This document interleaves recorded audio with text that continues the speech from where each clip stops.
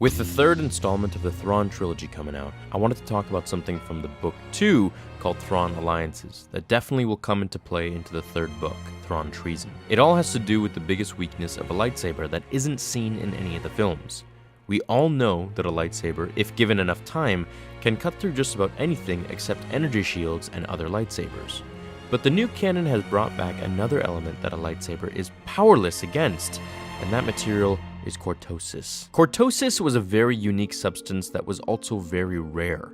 It had the unique ability to redirect energy being fed into it. Cortosis is not new for those of us familiar with Legends, but the first instance that we've seen Cortosis in canon is in the book A New Dawn, where Count Vidian wears a Cortosis weave skin mesh that could absorb blaster fire from Hera and Kanan Jarrus. It could even redirect the energy from a bolt that ran into him from someone else. So it's a pretty cool substance.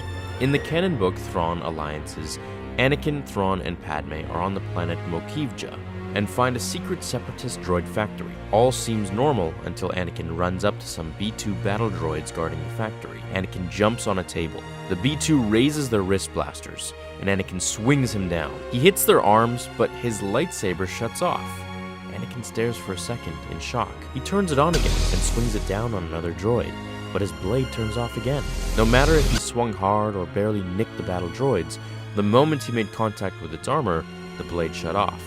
So you see, the Cortosis weave of battle droid armor had the ability to redirect the power of the lightsaber back into, and thus short it out and turn off the blade. There was no long-term damage to the saber, and Anakin could turn it back on nearly right away, but even the slightest touch would short out and turn off his blade. He ends up having to kill them all by sticking his blade through their eyes, which was the only part not weaved with Cortosis. So why have we never seen this Cortosis in the films if the Separatists were making a whole droid army with it? Because Anakin blows up the mine for it, and they sabotage all the droids to explode after a few moments on the battlefield. But the most interesting thing about Cortosis is what else the factory was making in addition to battle droids. The factory was also making clone armor with Cortosis, which, like the droids, was invulnerable to lightsabers and blaster fire. Essentially, an invincible armor. At the time, Anakin had no idea what it was for, but assured that the Separatists were going to use it to impersonate clones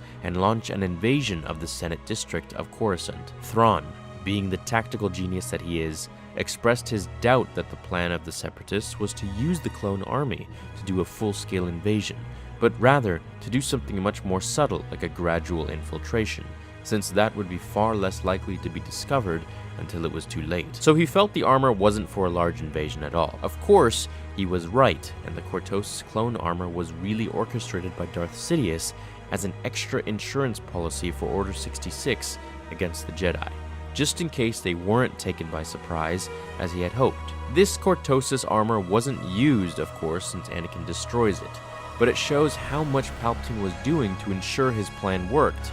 It could make me wonder what else he had up his sleeve as plan B, C, and D for his plot to kill the Jedi.